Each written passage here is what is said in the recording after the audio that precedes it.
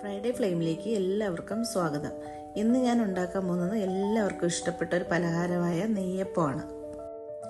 അതിനായിട്ട് ഞാനിവിടെ എടുത്തിരിക്കുന്നത് 1.5 കപ്പ് കുതിർത്ത പച്ചരി, അതേ കപ്പിൽ തന്നെ ഒരു 1/4 കപ്പോളം വരുന്ന ശർക്കരപ്പാനി നന്നായിട്ട് തണുപ്പിച്ചതാണ്. മിക്സിയുടെ ജാറിലേക്ക് പച്ചരി ഇട്ട് കൊടുക്കുക. അതിലേക്ക് ശർക്കരപ്പാനി ഒഴിച്ചു കൊടുക്കുക. ഒരു 1/2 കപ്പോളം ശർക്കരപ്പാനിയാണ് ആദ്യം ചേർക്കേണ്ടത്. പിന്നീട് ആവശ്യത്തിന് ചേർത്ത് കൊടുക്കുക. ഇനി ഇതിലേക്ക് 4-5 ഏലയ്ക്ക, 2 സ്പൂൺ മൈദ ഇല്ലെങ്കിൽ ഗോതമ്പ് പൊടി വേണമെങ്കിലും ചേർക്കാം. ഇതെല്ലാം കൂടി ഒന്ന് അരച്ചെടുക്കുക. ചെറിയൊരു തരിതരിപ്പോടെ വേണം അരച്ചെടുക്കാനായിട്ട്. അത് നല്ല പോലെ ഫൈനായിട്ടങ്ങ് അരയണ്ട. ശർക്കരപ്പാനി ആവശ്യമെങ്കിൽ ബാക്കിയുള്ളത് കൂടി ഒഴിച്ചു കൊടുക്കുക. ആവശ്യാനുസരണം മാത്രം.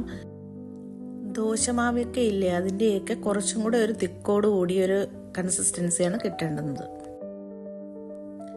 ഇനി അതിലേക്ക് 1 സ്പൂൺ കറുത്ത എള്ള് ചേർത്ത് കൊടുക്കുക.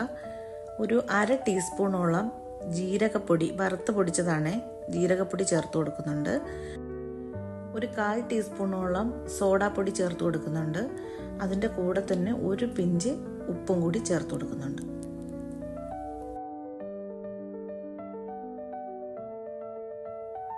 എല്ലാം കൂടി ഒന്ന് മിക്സ് ചെയ്തിട്ട് ഒരു 4 മണിക്കൂർ റെസ്റ്റ് ചെയ്യാൻ വെക്കുക.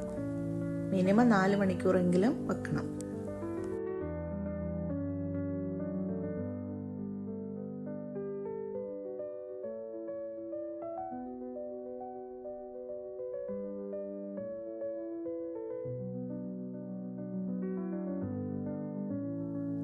ഒരു 4 മണിക്കൂറൊക്കെ കഴിഞ്ഞിട്ട് നെയ്യപ്പം ഉണ്ടാക്കാനായിട്ട് തുടങ്ങാം. അതിനായിട്ട് ഒരു ചീനച്ചട്ടി വെക്കുക. അതിലേക്ക് എണ്ണ ഒഴിച്ചു കൊടുക്കുക. എണ്ണ ഈ മാവ് മുങ്ങിക്കിടക്കുന്ന രീതിയിൽ വേണം എണ്ണ ഒഴിച്ചു കൊടുക്കാനായിട്ട്. എങ്കിലേ അതിൻ്റെ ഒരു പെർഫെക്റ്റ് ആയിട്ട് ഇത് വരത്തുള്ളൂ.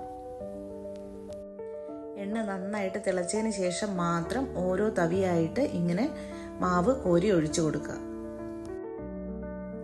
ഞാനിവിടെ ഒരു ചെറിയ തവിക്കാണ് മാവ് കോരി ഒഴിച്ചു കൊടുക്കുന്നത്. വലുതായിട്ട് വേണമെങ്കിൽ നമുക്കത് ഉണ്ടാക്കിയെടുക്കാം. മാവ് നല്ല കറക്റ്റായിട്ട് കിട്ടിയിട്ടുണ്ടെന്നുണ്ടെങ്കിൽ നമുക്കിത് മാവ് ഒഴിച്ചു കൊടുക്കുമ്പോൾ തന്നെ അത് ഒട്ടലൊന്നും ഇല്ലാതെ മുകളിലേക്ക് കയറി വരും. എണ്ണ തിളച്ചതിന് ശേഷം തീ എപ്പോഴും ഒരു മീഡിയം ഫ്ലെയിമിൽ വേണം വെക്കാൻ. ഏകദേശം നമ്മൾ പഴയ ട്രഡീഷണൽ ആയിട്ടുള്ള ആ നെയ്യപ്പത്തിൻ്റെ അതേ ടേസ്റ്റൊക്കെ തന്നെയാണ് കിട്ടുന്നത്. പിന്നെ ഇതിലേക്ക് തേങ്ങയുടെ കൊത്ത് വേണമെങ്കിൽ ചേർക്കുന്നവരുണ്ട് കേട്ടോ. എൻ്റെ കയ്യിൽ ഇല്ലാത്തതുകൊണ്ടാണ് ചേർക്കാത്തത്. അത് ചേർത്താലും കുറച്ചുകൂടി ടേസ്റ്റി ആയിരിക്കും.